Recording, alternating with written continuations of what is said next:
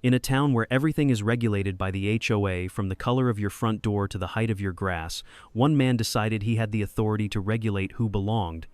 So he pointed his gun at a black teenager, Sam, treating him like just another violation to be corrected. What he couldn't see was the boy's father, Isaiah, watching from the porch, his face a mask of calm. Isaiah Washington hadn't come to this quiet corner of the South to hunt monsters anymore. He was here to bury the ghosts of a career spent in the shadows. A man who could dismantle a foreign government with a whisper but couldn't seem to fix the silence at his own dinner table. He just wanted to be a father. But this man, this self-appointed enforcer of community standards, had just made a fatal mistake. He hadn't just threatened a boy, he had awakened a ghost.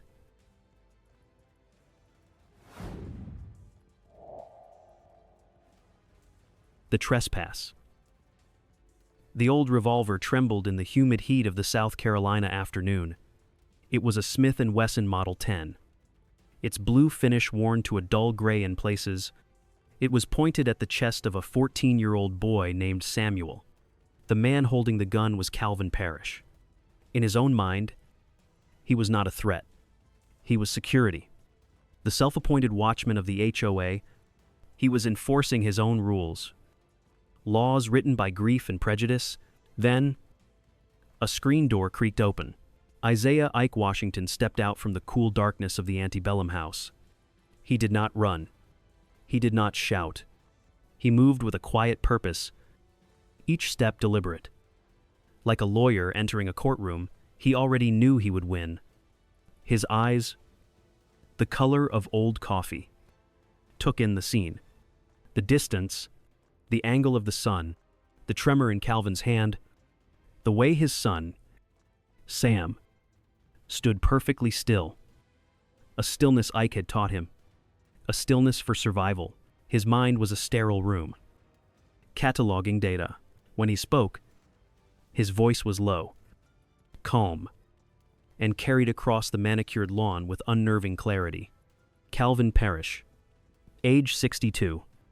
You are standing on community property. A violation of the Homeowners Association bylaws. You are holding a Smith & Wesson Model 10, 4-inch barrel, with visible signs of light rust, indicating improper storage. You are creating a public menace. Calvin's mouth opened, but no words came out. Ike took one slow step forward, his gaze never leaving the man's eyes. He began to analyze the subject. Your breathing is shallow. Your pupils are dilated. The hand holding the weapon is shaking. Not from anger, but from fear. You are not afraid of me. Calvin, you are afraid of the ghost you see in my son. You are not a protector. You are a man haunted. Oh, the words landed like stones in the heavy air. Calvin finally stammered. Who are you? Ike looked directly at him. And for the first time, a flicker of the man he used to be surfaced. A cold, hard glint of authority. I am the man people like you pray they never meet. He was the fake HOA cop. But the man on the porch, the man whose call sign, the Oracle, was known with quiet dread by the CIA and the GRU alike. He was the real law. But that was the end of a chapter. The story began 3 weeks earlier. With a debt that needed to be paid, Ike sat in the quiet, wood-paneled office of the FBI's assistant director. The air was thick with unspoken things. The director, a man Ike had known for 30 years, pushed a file across the polished desk. It was Ike's own place. You saved the network? Ike, the director said, his voice weary. But the price, no one can bear that kind of price. The Bureau is grateful. Now, go. Find a quiet place. Live your life. A life? The word felt foreign. Ike's life had been the Bureau, the game, the intricate dance of spycraft. He saw a flash of a different face. Anna, his source in the network, a young analyst, barely 25, who had trusted him. He had promised to protect her. A broken promise. This wasn't a retirement. It was an exile. A quiet punishment for his sin. That's why he chose Providence Creek, South Carolina. It was a place far enough away that maybe, just maybe, the screams in his head would fade to a whisper. He and Sam arrived on a Tuesday. The house was old, beautiful, and shadowed by massive oaks draped in Spanish moss. It felt like stepping into a different century. A slower time. Ike told Sam it was for the quiet, for the fishing, a place to breathe. But it was a lie. And Sam, a boy raised in a world of secrets, knew it. On their first day, Ike found a single white envelope in the old wooden mailbox. Not a welcome note. Inside, on thick, impersonal paper, was a list of fees and a cold warning about the consequences of late payment. No signature, no greeting. It was from the HOA, his official welcome to paradise. He tried to be normal. A normal father, a normal retiree. He bought an old wooden skiff, thinking it would be a project for him and Sam. Something to do with his hands. He stood in the yard, a hammer feeling alien in his grip. The simple logic of wood and nails escaping him. His hands were made for discerning the subtle tells of a liar, not for building things. Sam watched from the porch. His silence, a quiet judgment. The boy was a living reminder of a world Ike had kept him safe from, but also a world he had never truly let him into. On the third day, Calvin Parrish appeared. He walked over with the slow, confident gait of a man who knew every crack in the sidewalk. He smiled. A thin, polite smile that didn't reach his eyes. The conversation was brief, civil. It was about the boat. Just giving you a heads up, Calvin said, his voice soft but firm. The Homeowners Association has rules. Strict rules. About projects. About visible clutter. We like to keep things neat here. Hell, Ike simply nodded. He didn't want to fight. He wanted silence. But as Calvin walked away, 30 years of training took over. Ike noted the man's worn work boots, the slight limp in his left leg, the way his gaze swept the property, not looking at things, but inspecting them, cataloging them. And deep within Calvin's pale blue eyes, behind the mask of neighborly concern, Ike saw it, a profound, hollowed-out grief that had curdled into something else. Something watchful, something dangerous. That night, Ike couldn't sleep. The quiet of Providence Creek was louder than the sirens of New York. It was filled with the ghosts he had brought with him. He sat in the dark living room, the unresolved file on his last case open in his mind. And he knew, with a certainty that chilled him to the bone, that he hadn't found a sanctuary. He had just found a new kind of wilderness. The bylaws of grief. A week after the conversation about the boat, the official welcome packet arrived. It landed in their mailbox with a dull thud. It was a thick, spiral-bound book with a laminated cover. Providence Creek Homeowners Association. It announced in a cheerful serif font, community covenants and restrictions. Sam had flipped through it with mild curiosity before tossing it on the kitchen counter. But Isaiah read it.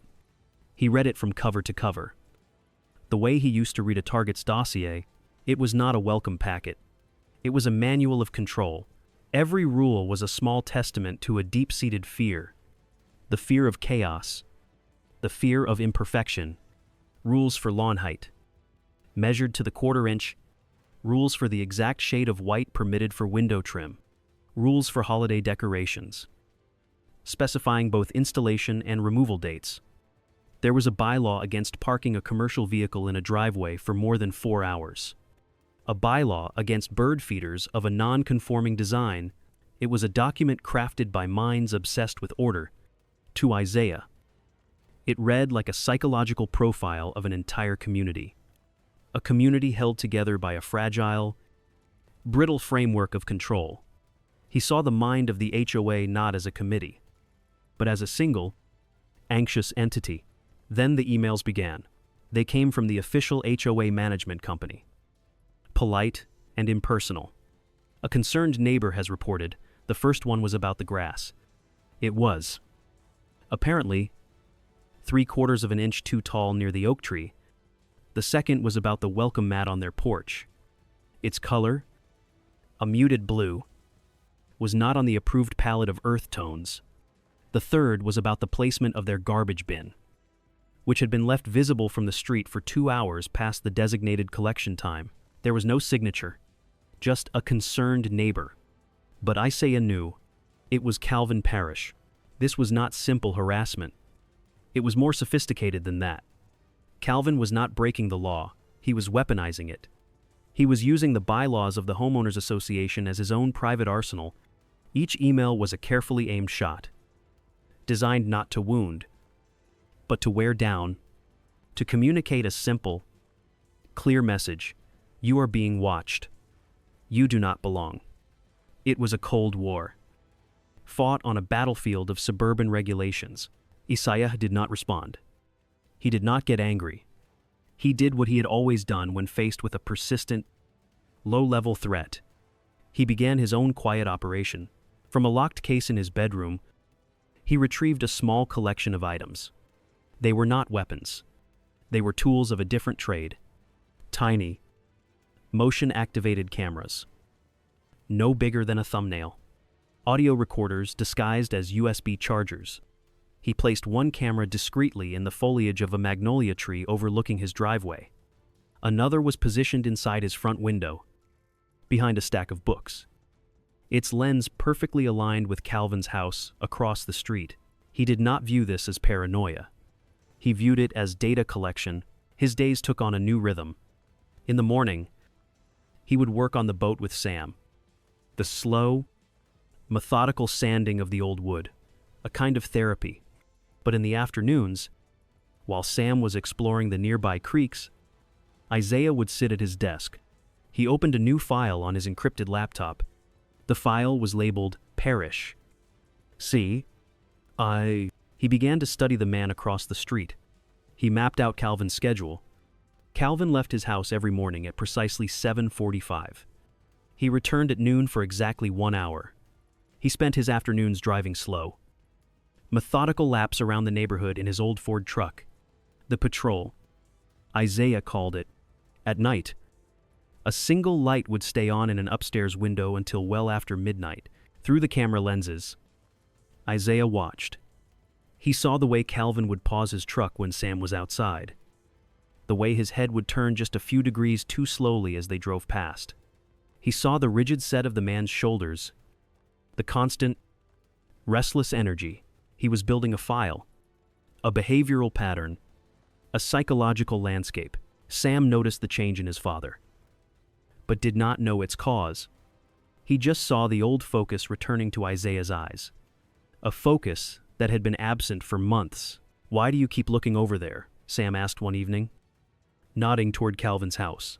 Isaiah did not turn from the window. "Just getting to know the neighbors?" he said, his voice neutral. But in his mind, the language was different. Calvin Parrish was no longer a neighbor. He was a subject of surveillance. The quiet street of Providence Creek was no longer a refuge. It was an operational theater. The game, the one Isaiah thought he had left behind forever, had found him again. And Isaiah Washington, whether he wanted to or not, was beginning to play. He knew, with a certainty that chilled him, that this was not about the height of his grass. It was about something far older and far more dangerous. The ghost in the machine. The nightmares came more frequently in the quiet of Providence Creek. They were always the same. A sterile debriefing room. Anna's face on a monitor. Smiling. Trusting. Then the clipped, professional voice on the phone call. Delivering the news. The asset has been compromised. Compromised. A clean, bureaucratic word for a brutal, messy death. Ike would wake up in the dark, The silence of the house pressing in on him, the weight of his failure, a physical thing in his chest, a debt of ghosts. His obsession with Calvin Parrish grew. It wasn't just about the man's veiled threats or the petty harassments through the HOA. It was because when Ike looked at Calvin, he saw a distorted reflection of himself, a man defined by a past he couldn't escape, a man held captive by a single pride of lace. Catastrophic event. The professional in him, the analyst, needed to understand the mechanics of that prison. One sleepless night, sitting at the old wooden desk in his study, Ike surrendered to the inevitable. He was retired, en exile, but the machine he had been a part of for 30 years was still there. He opened a laptop, navigated through layers of encrypted networks, and used a back-channel access code that was technically no longer his to use. He found what he was looking for in the Beaufort County Sheriff's Department digital archives, the case file for the death of Sarah Parrish. He read for hours. The professional detachment he was known for settling over him like a shroud. The file was thin, shockingly thin. The official report, signed by Sheriff Brody, was barely 2 pages long. It detailed a robbery gone wrong at a local convenience store, an unidentified assailant, a single gunshot wound. Case went cold within 6 months, but Ike saw what a small-town sheriff might have missed, or chosen to ignore. The timeline was sloppy. The witness interviews were superficial. A statement from a delivery driver who saw a vehicle leaving the scene was dismissed as unreliable. There were no follow-up reports, no forensic deep dives. This wasn't a cold case. It was a buried one. The ghost in the machine was not Sarah Parrish. It was the truth. He knew what he had to do next. He picked up his phone and dialed a number he hadn't used in months. It rang twice, before a familiar voice answered. Sharp and alert even at 3 a.m. Yeah. Mark? It's Ike. There was a pause on the other end of the line. A silence filled with respect and a hint of caution. Mark was one of the best analysts at the Violent Criminal Apprehension Program, VICAP. Inquantico. A man who dealt in patterns and predators. Ike, Mark said, his voice now softer. It's good to hear your voice. I hope you're resting. I need a favor, Ike said, cutting through the pleasantries. He gave Mark the case number for Sarah Parrish. I need you to run the physical evidence from this file against the national database. Cross-reference it with any unsolveds in the Tri-County area over the last 10 years. Ballistics. Anything. Another pause. Longer this time. This was not a small favor. This was an unofficial investigation, initiated by a retired agent. It was a risk for Mark. Don't ask why. Mark. Just run the file. Ike could almost hear the gears turning in the other man's head. He knew the stories about Ike. Everyone did. He knew the legend of the Oracle, a man who saw connections no one else did, a man who was never, ever wrong. All right, Ike, Mark said finally. The decision made? For you? I'll run it. The call ended. Ike closed the laptop. He had set the gears of the great machine in motion again. He had been a ghost within it for weeks. But now, the ghost was reaching out, pulling levers, demanding answers. He told himself it was to protect Sam, to understand the man who threatened his son, but he knew, in the quiet honesty of the night, that it was more than that. He was trying to solve the puzzle of Calvin Parrish to avoid solving the puzzle of himself. He was hunting another man's ghost to quiet his own. He walked to the window and looked out at the silent, moonlit street. The perfect lawns, the identical mailboxes mandated by the Homeowners Association. It was a community built on the illusion of order and control, an illusion maintained by rules and by secrets. He had spent his life uncovering secrets, and he knew they were like rot in the foundation of a house. From the outside, everything looked perfect. But one day, for no apparent reason, The whole structure would just collapse. Ike Washington is hunting for the truth, not as an agent, but as a father and a man burdened by guilt. But when a man like him starts digging, he may find more than he was looking for. Will unearthing the past save the future? Or will it simply destroy everything? Let us know what you think of Ike's decision in the comments below. Point of no return. It happened at dusk, the time of day in the low country when the air grows thick and heavy and the light turns the color of honey. Sam had walked to the community dock at the end of the street, a place of splintered wood and the faint smell of salt and decay. He wasn't doing anything, just watching the tide creep in, the water swirling around the pilings. He had needed to escape the quiet hum of the house, the weight of his father's unspoken grief. He heard the footsteps on the gravel path behind him. He knew who it was before he even turned. Calvin Parrish. Calvin's face was a mask of strained composure. "You shouldn't be out here alone," he said. The words were simple, but the tone was not. It was accusatory, possessive. "It's the community dock," Sam replied, his voice even. He did not let the man see his unease. His father had taught him that never show a target your fear. It's a currency they will spend against you.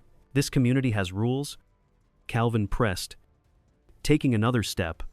"People who don't belong, they don't understand the rules." That was when he pulled the gun.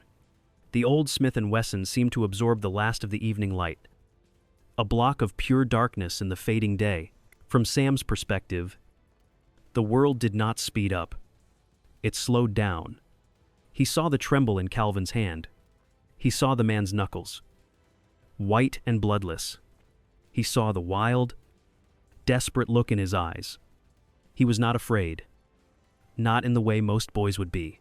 Instead, a cold, analytical calm settled over him. It was his father's legacy. This strange ability to dissect a moment of crisis. He was not looking at a man with a gun. He was looking at a man who was drowning. A man lost in a memory. From Calvin's perspective, he was no longer on the dock. He was on a different street. Years ago, the air was filled with the scent of rain and the scream that he could never forget. The boy in front of him, his face blurred, shifted, became the face of a phantom. The ghost who had stolen his daughter and walked away into the night, unpunished. The gun in his hand felt right. It felt like justice.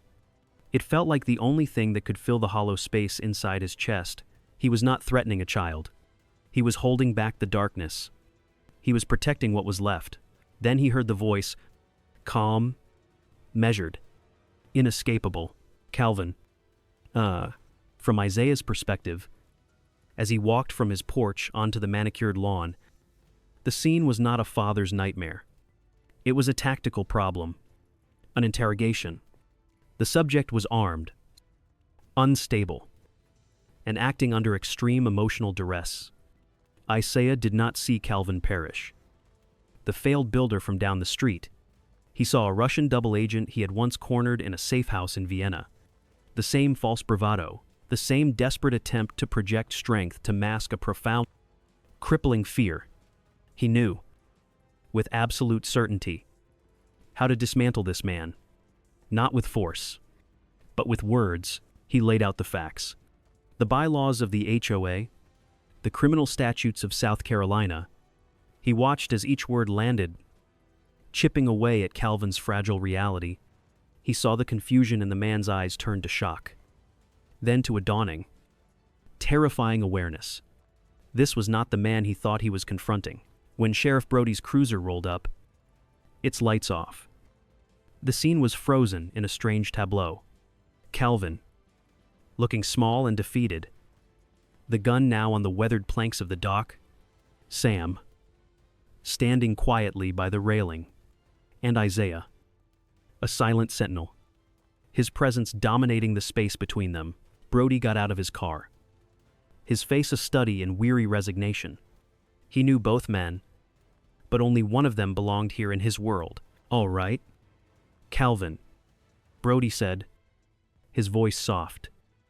coaxing. Let's not make this into something it ain't. He was speaking to Calvin, but his eyes were on Isaiah.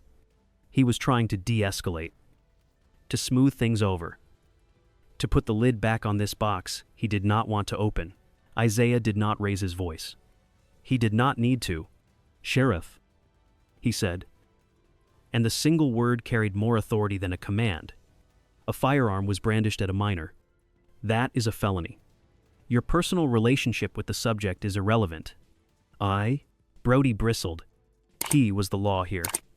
"Now you listen to me." "No." Isaiah interrupted.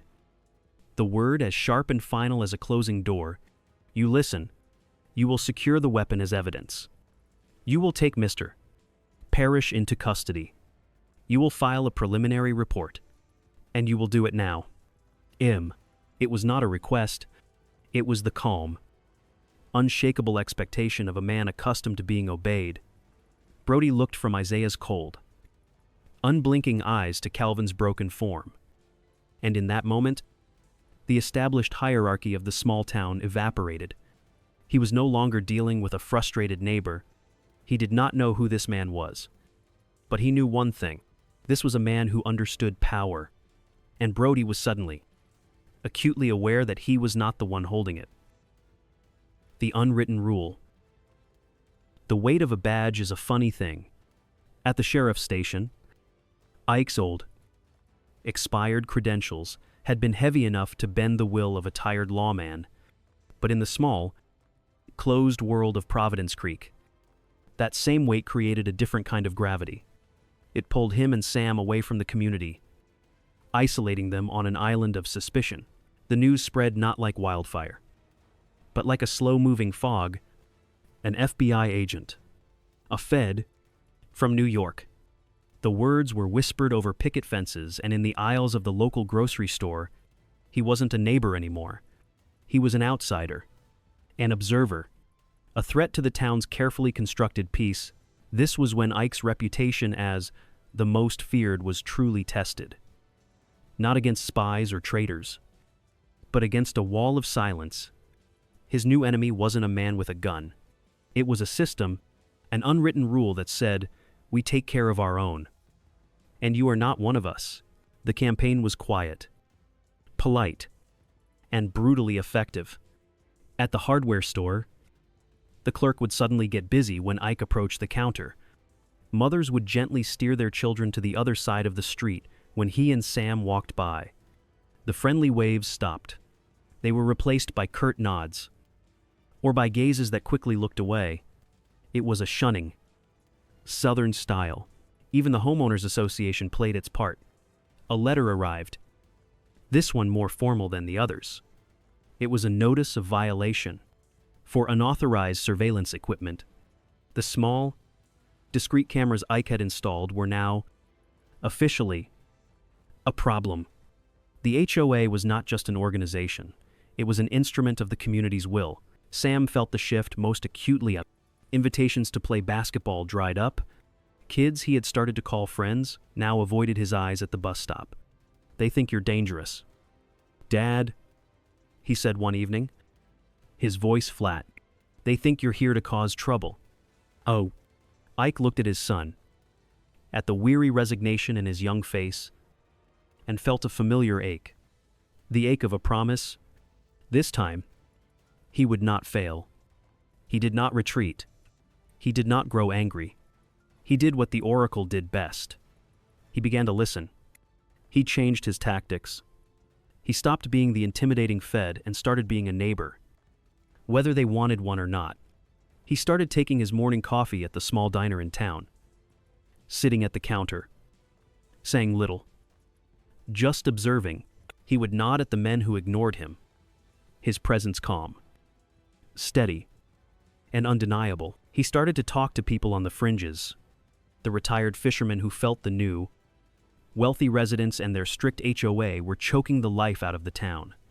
The single mother who was fighting a lien on her house from the homeowners association over the color of her front door. He didn't interrogate them. He used empathy as his tool. He listened to their stories, their fears, their small, forgotten injustices. he discovered that beneath the placid surface of Providence Creek, many people were silenced by the same system that was now targeting him. They were afraid of Sheriff Brody, afraid of losing their standing, afraid of upsetting the delicate, unwritten rules. His greatest ally came from across the street. Ellie Peterson knocked on his door one evening, holding a plate of still warm cornbread. She was not a woman easily intimidated. "They're fools, the lot of them," she said, stepping inside without waiting for an invitation. Her eyes were sharp, missing nothing. "They're acting like you're the disease, when you're just the one pointing out the symptoms." That night, Ellie became his official partner, his inside source. She was the keeper of the town's oral history, the one who knew all the secrets buried beneath the polite smiles. She told him about the power dynamics of the HOA board, about Sheriff Brody's long-standing family debts to certain influential residents, about the hushed-up scandals and the quiet tragedies. She was the key. She provided the context, the human element that no database could ever supply. She was the voice of the community's conscience. As Ike listened to her, sitting in his quiet living room, he felt a profound sense of responsibility settle over him. Ellie was trusting him. She was an asset, just like Anna had been. But this time was different. This wasn't a mission for the Bureau. This was a promise to a neighbor. And this time, he would see it through to the end. He would not let another ghost join the ones already haunting him. Whispers in the Spanish moss. In Providence Creek, community harmony was a fragile, carefully constructed illusion, and Isaiah Washington had just shattered it. He and Sam were now islands. The polite waves from neighbors ceased. Cars that used to slow for a friendly greeting now sped up. When Isaiah walked to the mailbox, curtains would twitch in the windows across the street. They were not just outsiders anymore. They were pariahs. The Homeowners Association became the community's chosen weapon. The official notices started arriving like clockwork. A new one every few days. Each was a masterpiece of passive aggression, a legal form of harassment, a fine for a potted fern on the porch that was, according to Bylaw 12F, of a non-standard diameter, a warning for a garden hose that was not coiled in a manner deemed aesthetically pleasing. They were small, petty attacks, needles, not knives, but they were relentless. Each white envelope was a reminder that the community was watching, waiting for them to break. To leave, Isaiah did not break. He did not even bend. He simply paid the fines online, without comment. To an outside observer, he seemed to be capitulating. But inside the quiet, cool rooms of the old house, he was doing the opposite. He was going to war. He was no longer a man in retirement. He was an analyst back on the job. The dining room table became his command center. He spread out a large map of the Providence Creek development. Using public records and the HOA directory, he began to build a new kind of file. Not on a foreign spy, but on his own neighborhood. He was mapping the community's hidden architecture of power and fear. Ellie Peterson became his unwitting field agent. She would stop by in the late afternoons, bringing a pitcher of sweet tea as a pretense. She was a natural observer, a woman who had spent a lifetime listening to the things people didn't say. She spoke of the monthly Homeowners Association meetings, which she had always attended out of a sense of civic duty. The board president is in real estate, she'd say, fanning herself on the porch swing. His biggest client is the company that wants to build that new resort complex. Sheriff Brody's brother-in-law owns the only construction supply company in the county. Isaiah would just listen, nodding, absorbing the information. Each detail was a pin on his map, a connection, a point of leverage. He started to see the invisible lines that connected the people of this town. Lines of debt, of old family favors, of shared secrets. He saw who was afraid of Sheriff Brody. And more importantly, he saw who Sheriff Brody was afraid of. Meanwhile, His own investigation was moving forward. The encrypted email from his old colleague at Quantico arrived late one night. It was just a string of case numbers. No commentary. None was needed. The data from the Violent Criminal Apprehension Program VICAP told the story. The murder of Calvin Parrish's daughter, officially classified as a robbery gone wrong, shared a unique signature with 2 other cold cases in neighboring counties. A specific type of knot used to bind the victim, a rare brand of duct tape, details Brody had never put in his official reports. Details he had never shared. It wasn't a random act of violence. It was the work of a serial offender. A predator who had moved through this idyllic corner of the world, leaving quiet devastation in his wake. And Brody had known, or at least, he had chosen not to know. The truth settled in Isaiah's mind with a cold, hard clarity. Brody was not a corrupt cop in the traditional sense. He wasn't taking bribes. His corruption was more insidious. He was a man corrupted by fear. The fear of disrupting the peace. The fear of shattering the illusion of Providence Creek as a safe haven, a paradise for wealthy retirees and investors. That illusion was the town's most valuable commodity. It was what kept property values high and the tax base strong. The iron-fisted rules of the HOA were not just about lawn maintenance. They were about maintaining that profitable illusion. And a serial killer. A serial killer was bad for business. So, Brody had buried it. He had taken the path of least resistance, convincing himself he was protecting the community. In reality, he was protecting a lie. A comfortable, profitable lie that had allowed a monster to remain free. And Isaiah Washington, the man who had come here seeking only to bury his own ghosts, was now about to unearth everyone else's. The keeper of secrets. The key was Sheriff Brody. Ike knew it with the certainty of a cartographer who, after studying all the rivers, finds the one great lake that feeds them. Brody wasn't the source of the town's sickness, but he was its gatekeeper. He was the man who held the lock on the past. To get to the truth, Ike had to get through him, not by breaking the door down, but by finding the right key to make him open it himself. Ike arranged the meeting on neutral ground, a small, family-run diner halfway between Providence Creek and Beaufort. A place with worn linoleum floors and the lingering smell of bacon and stale coffee. It was a place where no one was in charge. A place where 2 men could just talk. Brody arrived first, looking uncomfortable in his uniform, like a man forced to wear a suit to a backyard barbecue. He was already nursing a cup of coffee when Ike slid into the red vinyl booth across from him. The waitress, a woman with tired eyes and a kind smile, came over. "Just coffee for me." "Thanks," Ike said. For a few moments, they sat in silence. The only sounds, the clatter of silverware from the kitchen and the low hum of the air conditioner. The chessboard was set. Ike didn't begin with an accusation. He began with a simple observation. "That report on the Sarah Parrish case," he said, his voice as calm as the still surface of his coffee. "I read it. It was brief." Brody took a long sip, his knuckles white around the thick ceramic mug. "It was a long time ago. Robbery gone bad. We did what we could." "And, did you?" Ike asked, his tone still conversational. He let the question hang in the air. "Because I saw the preliminary report, the one from the first officer on the scene. It mentioned a witness, a delivery driver. He said he saw a dark blue pickup truck leaving the area right after the time of death." A bead of sweat traced a path down Brody's temple.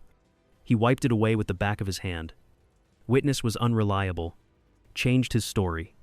He didn't change it." Ike countered gently. "He was just scared. I found him. He's a retired truck driver now, living down near Savannah. His memory is still quite clear.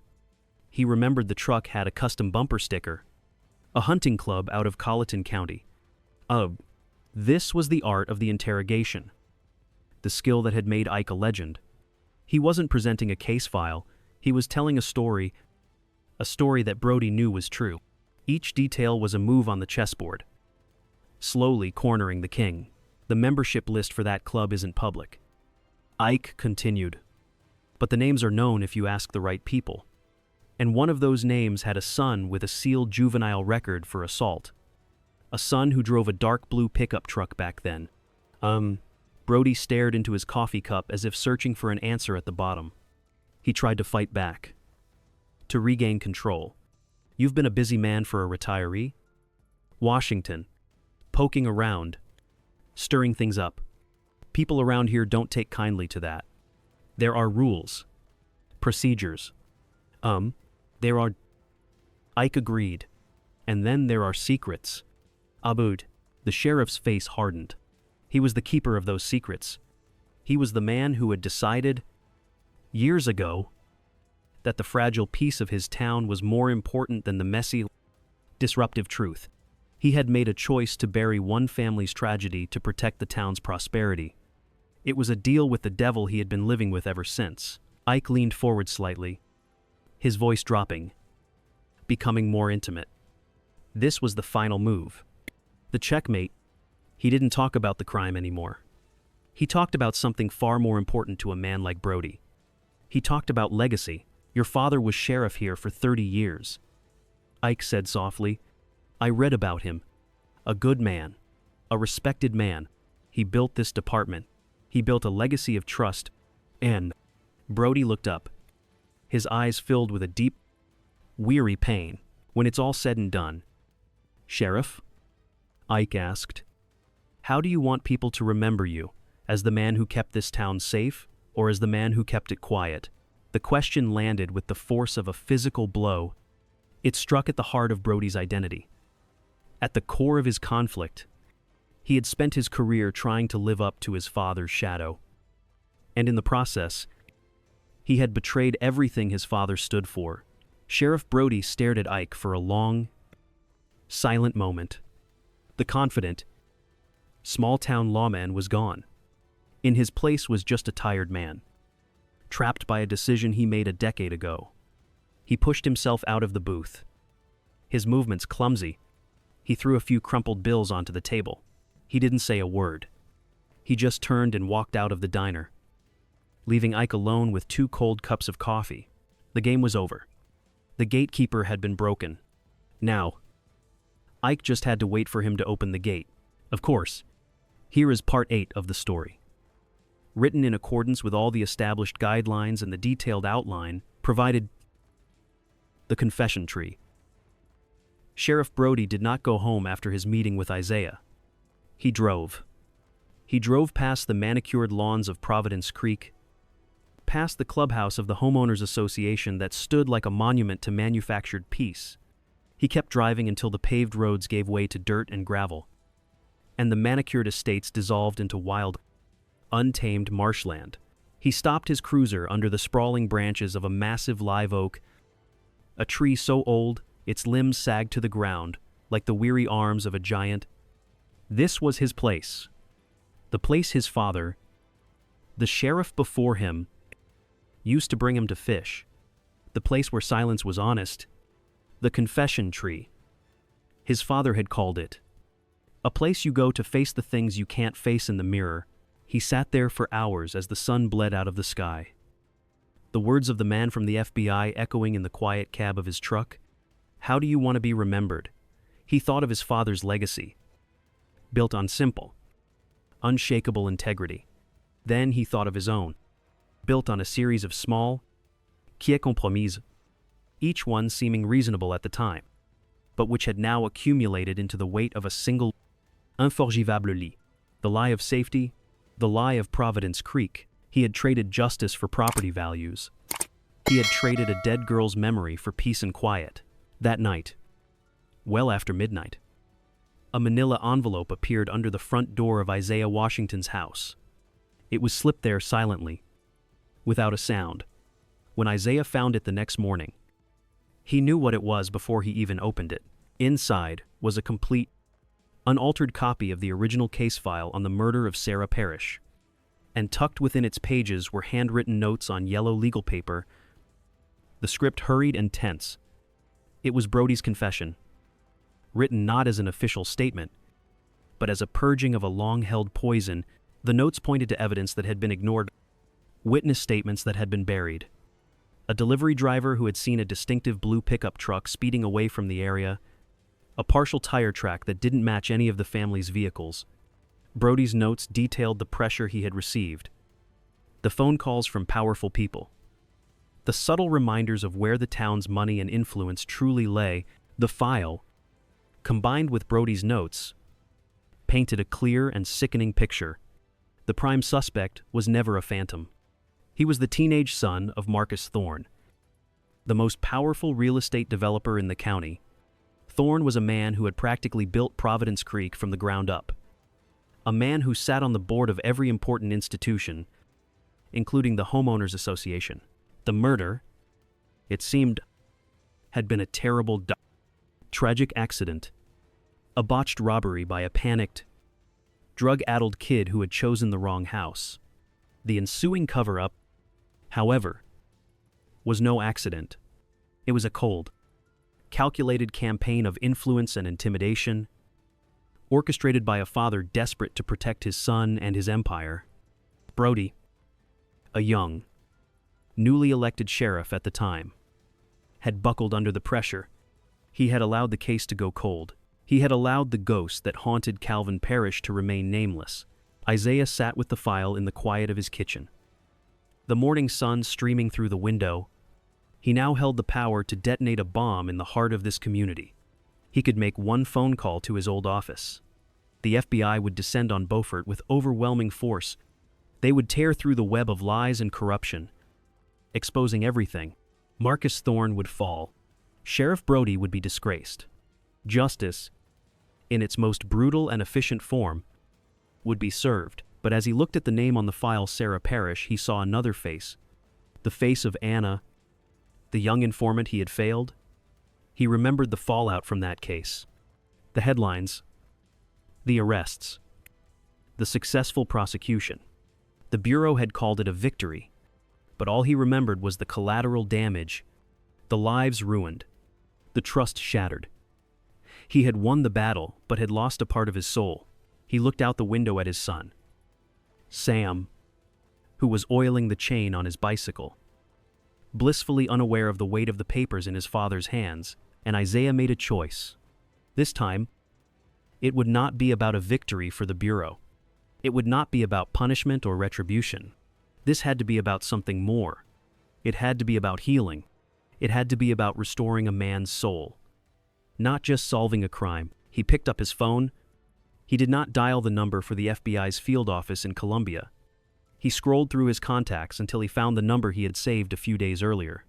The number for his neighbor, the man who had pointed a gun at his son. Calvin Parrish answered on the third ring, his voice wary and hostile. "What do you want?" Isaiah's voice was calm, devoid of any animosity. "Calvin," he said, "this is Isaiah Washington. I would like to meet with you. Not as neighbors. Not as adversaries. I'd like to talk to you as a father." The unburdening. The old community dock smelled of salt and damp logs, the Plositer end of a log. Decaying wood. It was the same place where a boy's fear and a man's grief had collided, setting everything in motion. Now, 3 men stood there, under a bruised twilight sky. Ike, Calvin, and Brody. There were no uniforms, no weapons, just the heavy weight of the truth. Ike didn't speak. He simply handed the file to Calvin Parrish. It was the full, unredacted file from Brody, containing the original witness statements, the suppressed evidence, and the confession of the man who had actually been there that night. The real killer, Calvin's hands, the hands of a builder, trembled as he took it. He sat on the edge of the dock, his back stooped, and began to read. The setting sun cast long shadows, painting the pages in hues of orange and purple. Ike and Brody stood back, giving him space. 2 silent witnesses to a man's world breaking apart. Not with a bang, but with the quiet rustle of paper As Calvin read, his face began to change. The hard lines of anger, etched there for a decade, seemed to soften. The mask of the self-appointed HOA watchman, the bitter avenger, crumbled away, and for the first time in 10 years, what was left was simply a father. A grieving father. A single tear fell onto a photograph in the file, a picture of his daughter, Sarah, smiling at a high school dance. Then another.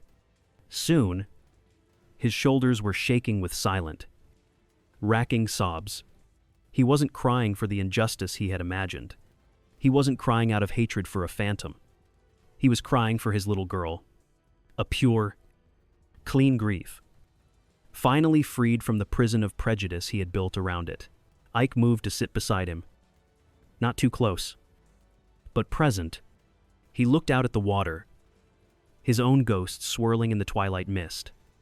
On his face, the weight of his own failures, he spoke. His voice no longer the cold instrument of an interrogator, but the quiet, empathetic tone of a fellow traveler in the land of loss. Justice can't bring her back? Calvin, Ike said softly, nothing can. But the truth, it can give you back yourself. Your hatred was a prison. It's time to be free. How? The arrest was quiet, handled by state investigators with a professionalism that was foreign to Beaufort County. The son of the wealthy developer confessed quickly. The illusion of Providence Creek's perfect peace was shattered. Sheriff Brody resigned the next day. His public statement a simple, humble admission of his failure. The town was shaken, forced to look at the ugly truths it had agreed to ignore for so long. A few months passed. Autumn began to touch the edges of the low country. The fierce heat gave way to a gentle warmth, and the air felt clean. New, the small wooden skiff, now sanded and varnished, floated gently on the calm waters of the creek. Ike sat at the back, holding a fishing rod, though he wasn't really fishing. Sam sat at the bow, sketching in a notebook. The silence between them had changed. It was no longer a void, an absence of words. It was a shared space, comfortable, peaceful. Are we going to stay here? Dad? Sam asked, his eyes still on his drawing. Ike looked toward the shore. He saw their old house, nestled amongst the oaks. He saw Ellie Peterson on her porch, raising a hand in a slow, friendly wave. Further down, he saw a smaller, stooped figure methodically, mending a section of white picket fence. It was Calvin Parrish.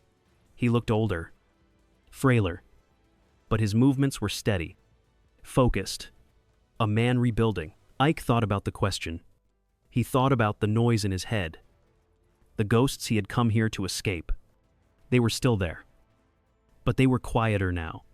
Their voices were no longer screams, but whispers. He realized he hadn't come here to run from his past, but to finally learn how to live with it. He looked at his son, the boy who had shown a quiet strength he never knew he had. I don't know, Ike answered, and it was the most honest thing he had said in years. But for the first time in a long, long time, I feel like I can start again. Isaiah Washington came to Providence Creek seeking oblivion, but found absolution, instead not just for others, but for himself. The spy hunter had retired, but the father was just beginning his journey. What is the true meaning of justice? Is it found in punishment or in peace? Isaiah Washington could have used his power to destroy the man who threatened his son. Instead, echose a quieter path. He met with Calvin Parrish, not as a feared FBI agent, but as one father to another, offering truth as a way to heal old wounds rather than create new ones. This story reminds us that sometimes the greatest strength is shown not in confrontation, but in compassion. What part of their journey resonated most with you? I would be honored to read your thoughts in the comments. If these stories speak to you, perhaps consider subscribing to Deepucator Stories to continue exploring them with us. Thank you so much for your time and for sharing this journey. Your presence is deeply appreciated.